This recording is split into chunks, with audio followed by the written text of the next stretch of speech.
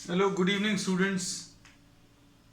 आज maths 10th class में अभी हम लोग एक्सरसाइज 3.5 कंटिन्यू कर रहे हैं। Linear equation in two variables की एक्सरसाइज है and we are continuing with the remaining part of the exercise. Question number 4th, इसमें 5 पार्ट्स हैं। First part, a part of, जैसा इंस्ट्रक्शन सभी लेक्चर्स में रहता है, आप बुक सामने रखेंगे तो ज़्यादा अच्छा है, because we are not writing down the statement, we just read the statement.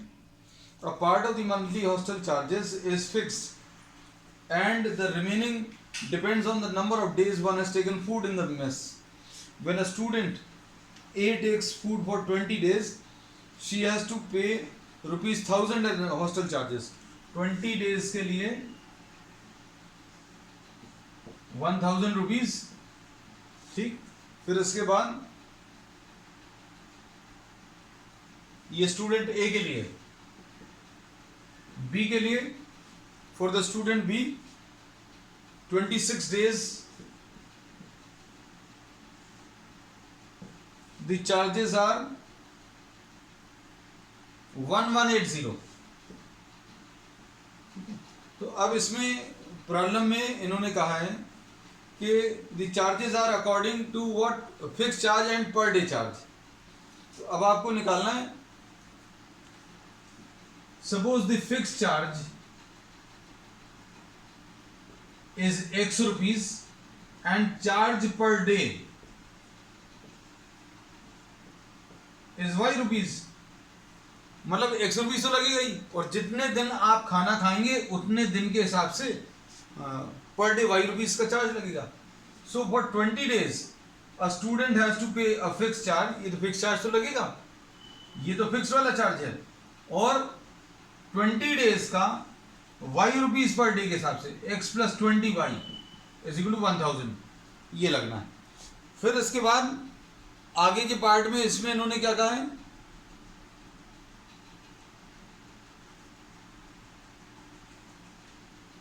Second part में, this is for student A, for student B fix charge तो लगना ही है, और 26 डेज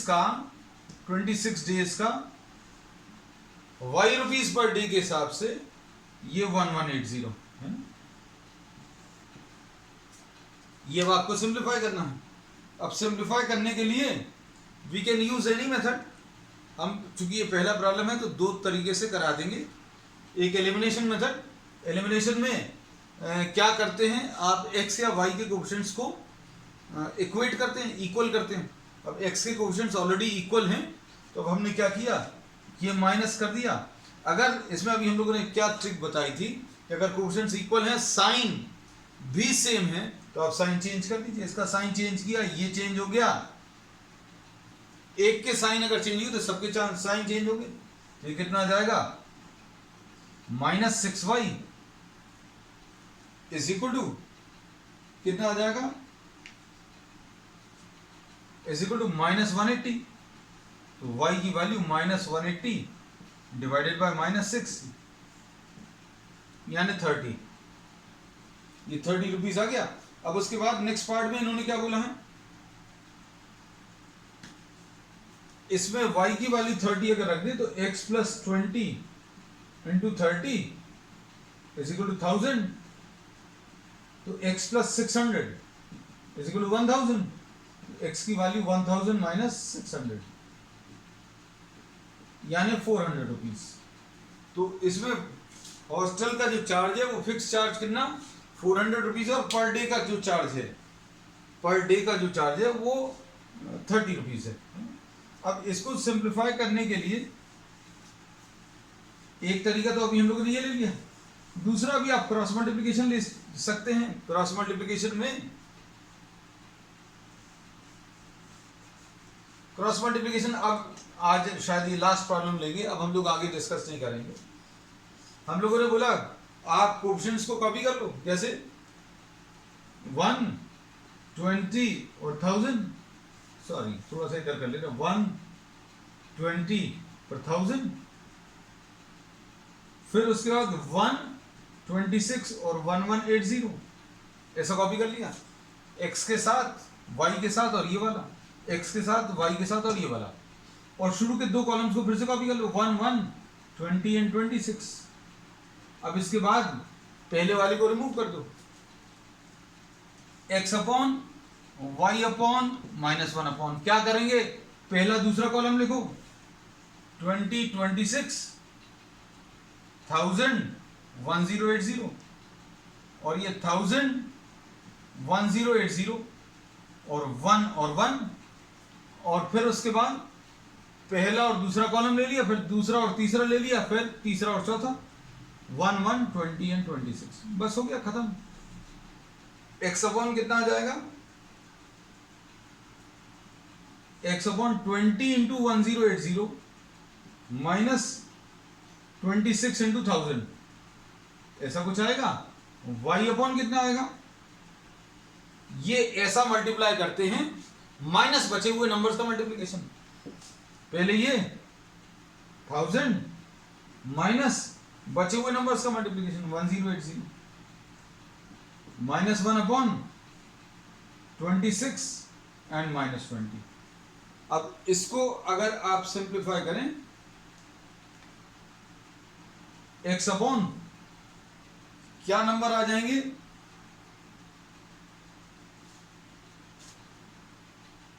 1180, सॉरी ये 1080 क्यों लिख लिया भाई, 1180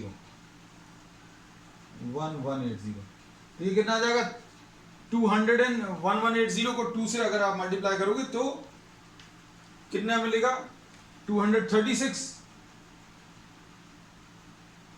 00 minus 26,000 is equal to Y upon minus 80 is equal to minus 1 upon ये 6 आ जाएगा। अब इसको आप सिंप्लीफाई कर लीजिए, देखो y तो आपको वैसे ही मिल जाएगा 1180, यहाँ पर भी ठीक कर लें बेटा, है ना, क्योंकि यहाँ पर भी कुछ गलत कर दिया था, 1180, so this will be what 1180, यहाँ तो सुधर गया 180, ठीक। अब ठीक है, y की वैल्यू इससे निकल आएगी, y की वैल्यू 30 और इसकी वैल्यू इसमें 3600 23,600 में से 26,000 अगर माइनस करेंगे तो कितना 2400 आएगा, 2400 डिवाइडेड बाय 6 है ना 400, तो x की वैल्यू 400 है, तो इसको सिंप्लीफाई कर लेंगे। Question number first.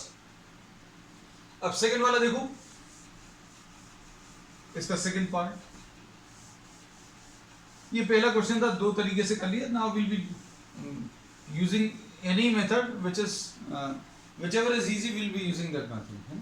A fraction becomes word problems में until and unless it is specified कि आप इससे करो, आप किसी से भी कर सकते हैं, क्योंकि स्टेटमेंट वाले प्रॉब्लम अपने आप में ही एक प्रॉब्लम है ना, तो इसलिए उसमें जनरली मेथड स्पेसिफाइड नहीं आता।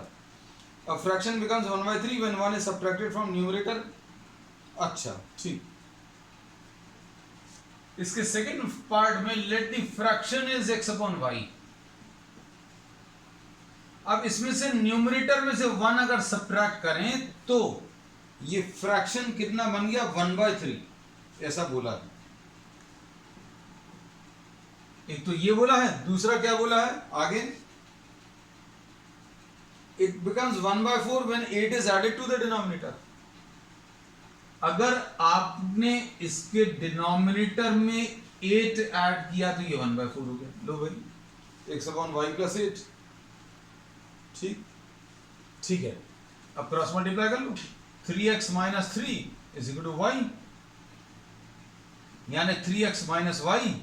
इसमें देखो क्रॉस मल्टीप्लाई किया, 3 इससे मल्टीप्लाई होगा तो 3x माइनस 3 आएगा, 1 इंटू वाई, वाई आ गया। अब इसको इधर ले आए, -3 को उधर ले जाएंगे तो +3 हो जाएगा। अब इधर देखो, इसको इधर ले जाएं, 4x is equal to Y plus 8, यानी 4x minus Y is equal to 8। इसको इधर कॉपी कर लो। कौन सा मेथड इजी पड़ेगा बेटा, एलिमिनेशन। क्यों, क्योंकि y के कोएफिशिएंट्स इक्वल हैं, y के कोएफिशिएंट्स इक्वल हैं, लेकिन साइन सेम है। साइन यदि सेम है तो साइन चेंज करना, इसका चेंज किया तो तुरंत सबके चेंज कर देना। अब इसके बाद -y और +y कैंसिल होगा,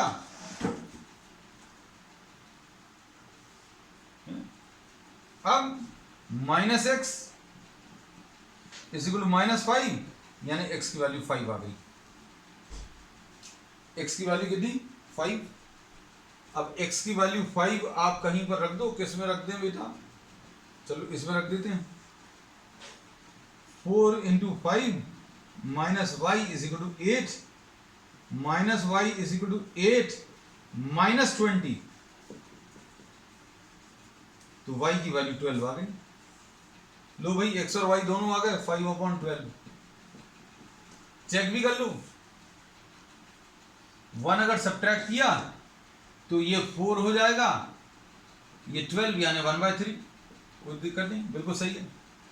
फिर उन्होंने बोला क्या कि डिनोमिनेटर में 8 ऐड कर दो, 5 था, इधर 8 ऐड करेंगे तो 20 हो जाएगा, तो 1/4 बन जाएगा, ये भी सही आ गया है ना। तो लास्ट में जाकर अभी हमने आंसर को वेरीफाई भी करवा दिया। अब क्वेश्चन नंबर 3 देखो बेटा जल्दी।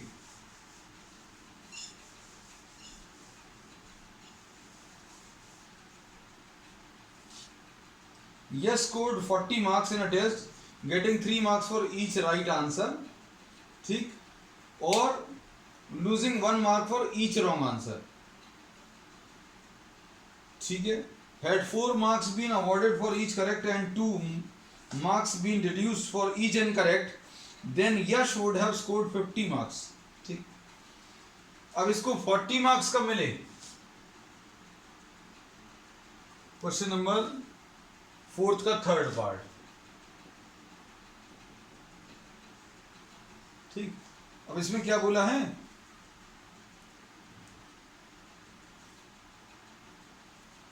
Suppose the correct answers are x, correct answers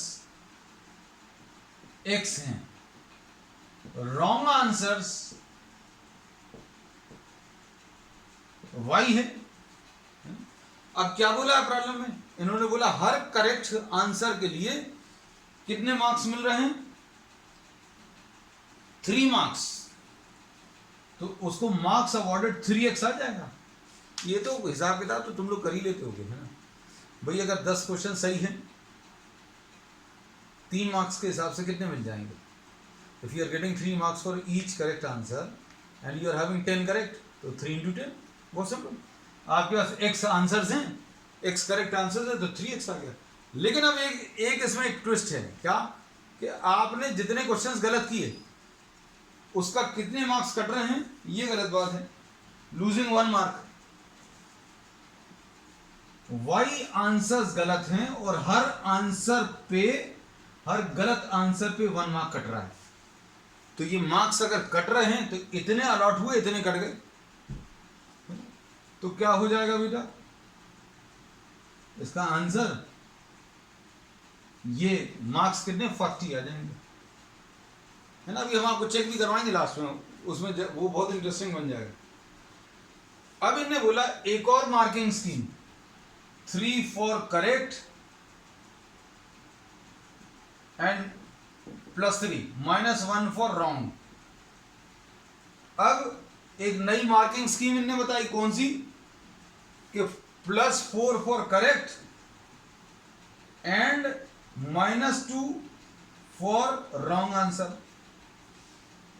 ऐसे ही दिया, कोई गलत तो नहीं लिखा? हाँ ठीक है। तो इसको कितने मार्क्स मिल जाते? 50 मार्क्स, है ना।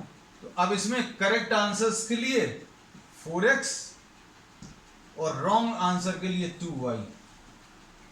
रॉन्ग आंसर के माइनस होने हैं, अब रॉन्ग आंसर कितने हैं? y हैं, और हर एक के -2 हो रहे हैं, ये 50 मार्क्स मिल जाते हैं। अब इनको सॉल्व करना है।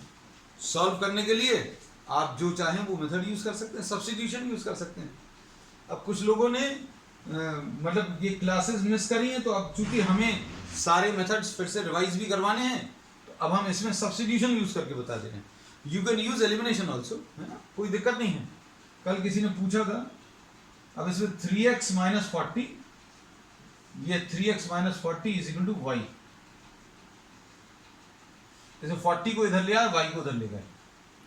तो सब्स्टिट्यूशन में क्या करते हैं, किसी एक में से x या y की वैल्यू, फर्स्ट वाले में से आपने y की वैल्यू निकाली और उसको सेकंड में सब्स्टिट्यूट कर दिया।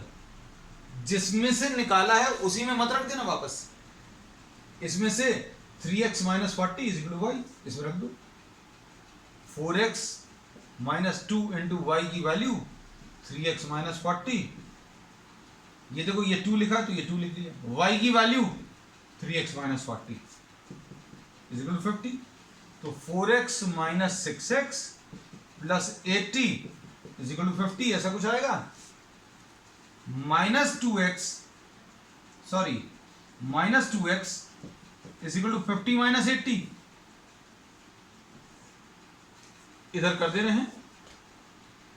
Minus 2x is equal to minus 30, x की वैल्यू माइनस 30 डिवाइडेड बाय 2 यानी 15, मतलब इसके करेक्ट आंसर्स 15 हैं। अब रॉन्ग आंसर्स 3 इंटू 15, x की वैल्यू 15 माइनस 40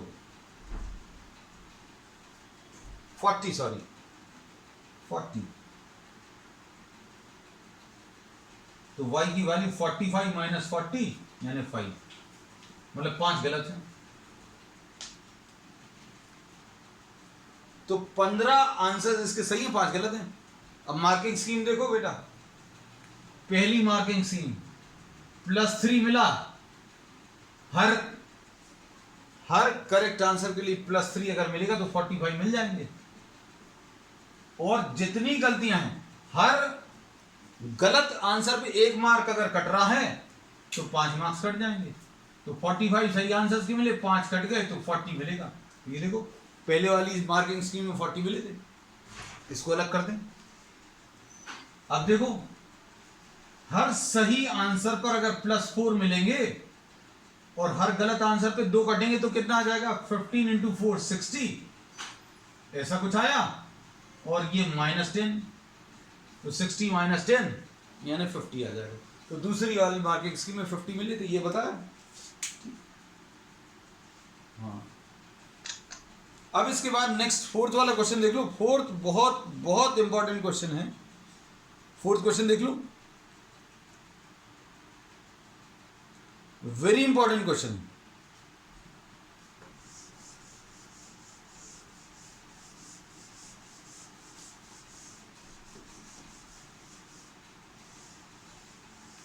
ये बेटा अच्छे से समझना, बहुत अच्छे से। If you are having any doubt please do convey. Fourth part, ये प्लेस ए है, ये प्लेस बी है, और दोनों 100 किलोमीटर दूर हैं। ठीक है। अब इसके बाद if the one car starts from A and another from B at the same time.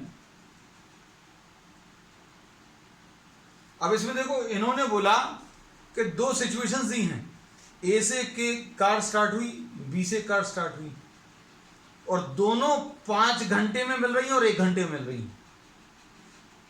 ऐसा पॉसिबल है? दोनों की स्पीड, जैसे मान लीजिए एक की स्पीड 100 है, एक की 70 है, तो इन्होंने बोला है कि एक बार ये 5 घंटे मिल रही है, एक बार 1 घंटे मिल रही है। तो कैसे पॉसिबल है भाई? जब दोनों सेम डायरेक्शन में ट्रेवल करेंगे, मान लीजिए ये यहां कहीं पर ट्रेवल कर रही है सी की तरफ, तो ए से जो कार चलेगी उसको ज्यादा डिस्टेंस ट्रेवल करना पड़ेगा।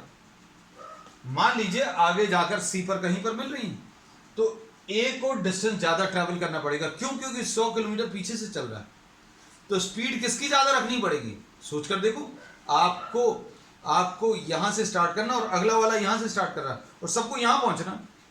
हमने बोला यहां से हमने शुरू किया, आपने यहां कहीं से शुरू किया और हमें आगे जाकर मिलना है, तो भाई जो पीछे वाला है उसकी स्पीड ज्यादा रखनी पड़ेगी, तब तो आगे जाकर एक साथ मिलेंगे। और अगर आगे वाले की स्पीड ज्यादा होगी तो कभी मिलेंगे ही नहीं, कि वो तो हमेशा आगे ही निकलता जाएगा। तो ये आगे जाकर कहीं पर मिल रहे हैं, 5 घंटे में मिल रहे हैं। तो अब ये याद रखना कि if the 2 cars are starting from A and B, A से एक कार स्टार्ट की, बी से एक कार स्टार्ट की, और दोनों आगे जाकर कहीं पर मिल गई, तो मतलब क्या है, ये बी, आप इसको ऐसा समझ लो, ये पुलिसमैन है, ये थीफ है, और थीफ को आगे जाकर पकड़ लिया। तो भाई किसकी स्पीड ज्यादा रहनी चाहिए? ये पुलिसमैन की जो स्पीड है वो ज्यादा रहनी चाहिए, है ना। और इसमें आगे जाकर 5 घंटे में ये लोग मिल गए। अब इसमें अभी हम लोग ये कहते हैं, suppose the speed of A is x kilometre per hour. The speed of car from A is x kilometre per hour और speed of car from B is y kilometre per hour. अच्छे सुनना बेटा। तो distance travelled by A, traveled by A will be AC and distance traveled by B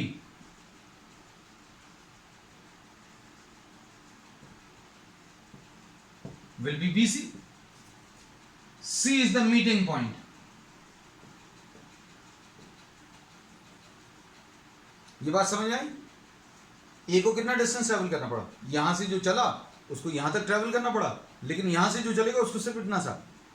ये ए से जो चला है उसको सी तक जाना है, बी से जो चला है उसको भी सी तक जाना है, क्योंकि आगे जाकर मिल जाएंगे। किसको ज्यादा डिस्टेंस ट्रेवल करना पड़ा? ये देखो, ए को सी तक ट्रेवल करना पड़ेगा, बी को सिर्फ सी तक ट्रेवल करना पड़ेगा।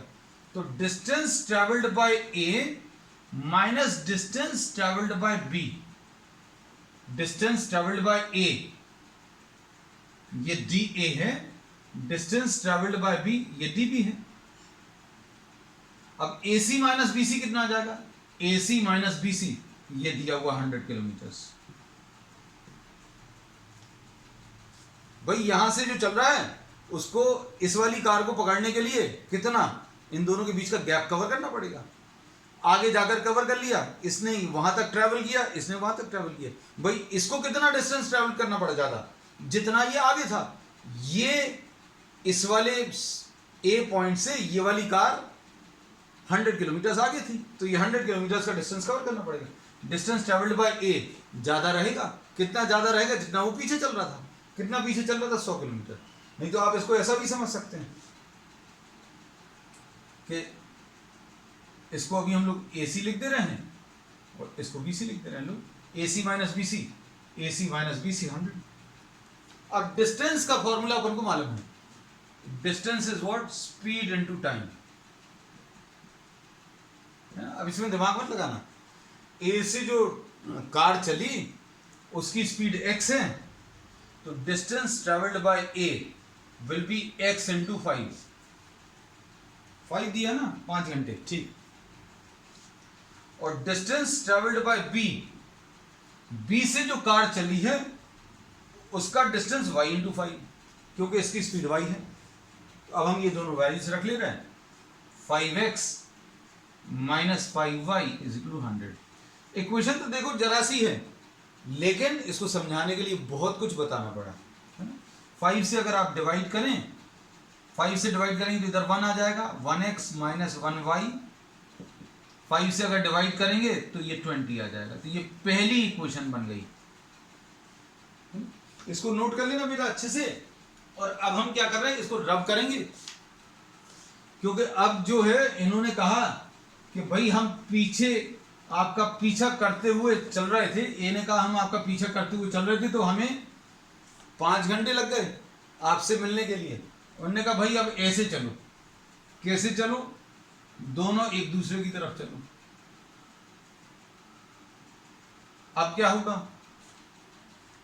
अब ये होगा कि रास्ते में कहीं पर डी पर मिल जाएंगे। ये दूसरी सिचुएशन है। अब इसमें क्या बोलेंगे? Distance travelled by A will B AD, इसको डी डैश ए लिख दे रहे हैं। और डिस्टेंस ट्रेवल्ड बाय ए जो है, देखो अब इसमें यहां से एक कार चल रही है और यहां से एक कार चल रही है और दोनों रास्ते में मिल गई। यहां का डिस्टेंस और यहां का डिस्टेंस मिलाकर इन दोनों के बीच के डिस्टेंस के बराबर आ जाएगा।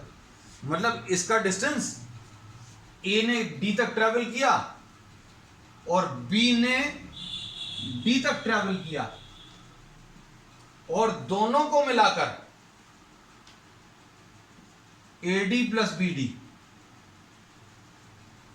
इसका डिस्टेंस और इसका डिस्टेंस, दोनों का डिस्टेंस ऐड करके, इसका डिस्टेंस और इसका डिस्टेंस ऐड करके 100 आ जाएगा और समय भी कम लगेगा। अब इन्होंने बोला है कि इस वाली सिचुएशन में कितना 1 आवर लग रहा है। तो distance travelled by A and distance travelled by B, ये डी डैश लिख दिया अभी हमने। अब डी डैश लिख दिया तो मतलब ये कितना आ जाएगा 1x plus 1y is equal to 100। खत्म हो गया प्रॉब्लम। इसका डिस्टेंस ट्रेवल्ड 1 घंटे में कितना ट्रेवल करेगा, स्पीड x इंटू टाइम 1। इसका डिस्टेंस स्पीड y इंटू 1, और दोनों का डिस्टेंस मिलाकर 100। तो दो इक्वेशंस आ गई बेटा, x plus Y is equal to 100। और दूसरी कितनी आई थी, अब हमारे पास तो जगह नहीं बची थी तो हमने रब कर दिया था, x minus Y is equal to कितना 20 आया था, कितना आया था शायद 20, हाँ x minus Y is equal to 20। लो खत्म हो गया। अब इन दोनों को आप ऐड करो तो 2x इज इक्वल टू 120, तो x की वैल्यू कितनी 60 आ जाएगी। x की वैल्यू 60 अगर आप इसमें रखोगे तो 60 plus Y is equal to 100।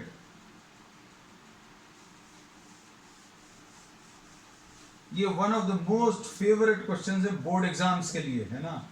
ये याद रखना, अगर आपके स्कूल रेगुलर चल रहे होते या चलेंगे अगर, तो ये किसी ना किसी एग्जामिनेशन में आपको मिलने वाला है ना। अब देखो नेक्स्ट, x की वैल्यू कितनी आ गई बेटा इसमें, x की वैल्यू 60, y की वैल्यू 40। अब नेक्स्ट क्वेश्चन देखो बेटा,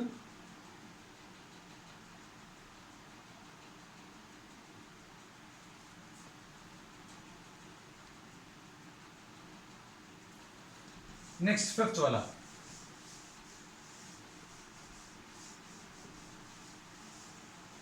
फिफ्थ पार्ट में क्या दिया, the area of a rectangle gets reduced by 9।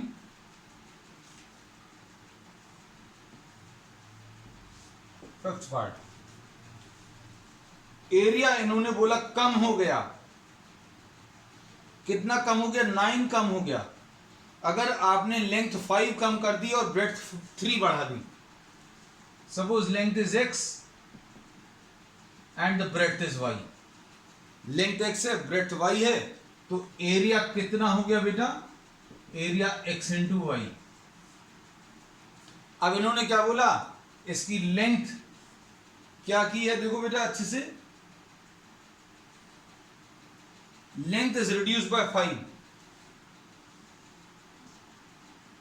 Length x minus 5 कर दी, कम कर दी, और ब्रेड्थ को क्या किया, it is increase by 3, breadth b plus 3।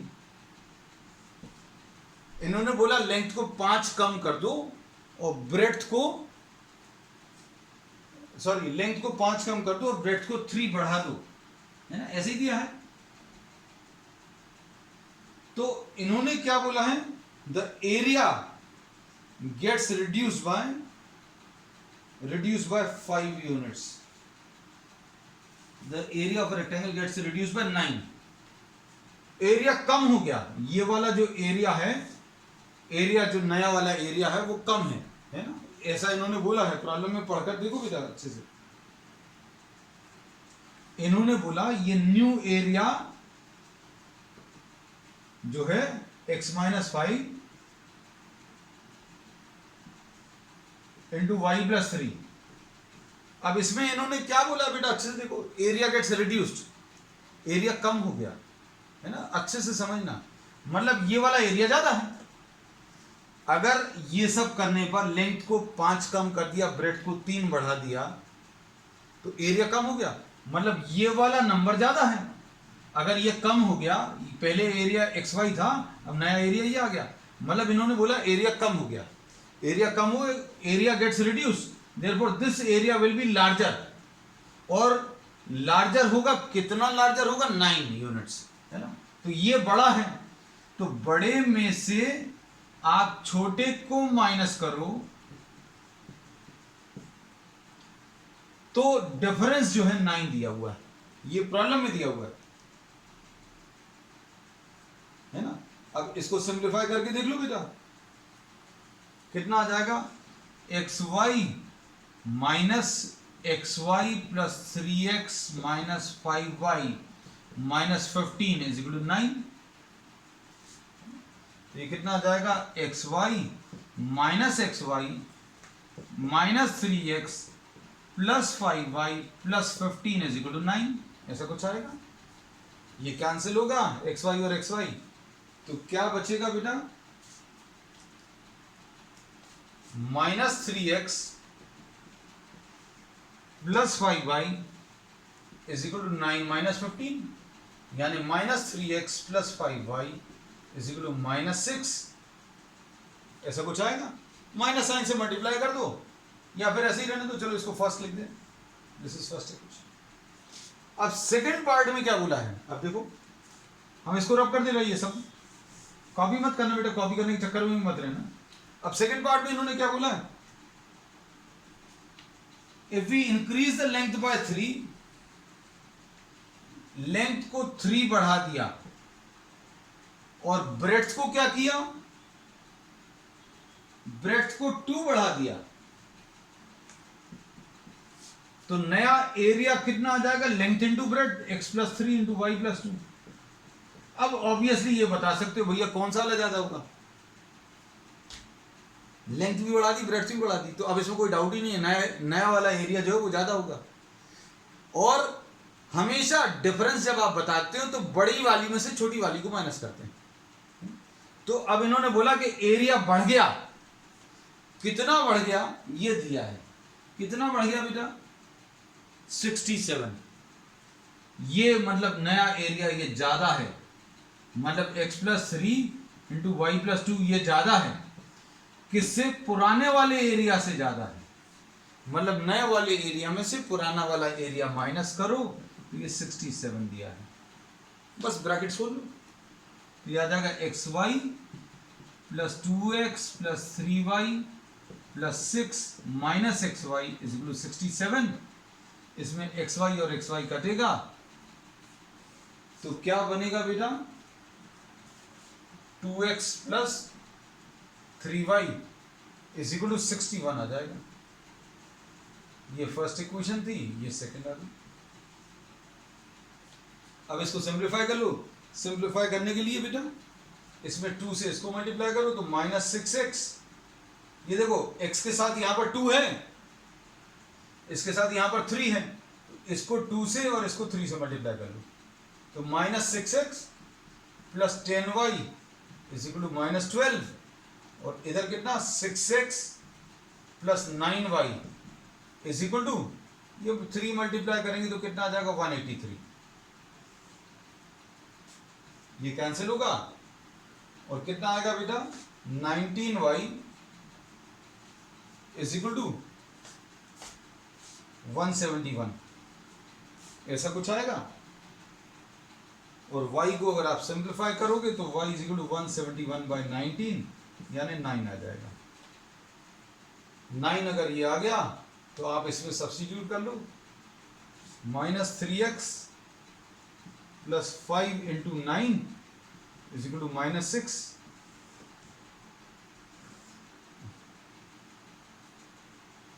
Minus 3x is equal to minus 6 minus 45, तो ये कितना आ जाएगा माइनस 51। इसको सॉल्व करोगे तो x की वैल्यू 17 आ जाएगी, तो x की वैल्यू 17 और y की वैल्यू 9 आ गई। ठीक है, चलिए that finishes the exercise and that's all for today. We will be starting the next exercise in the next time.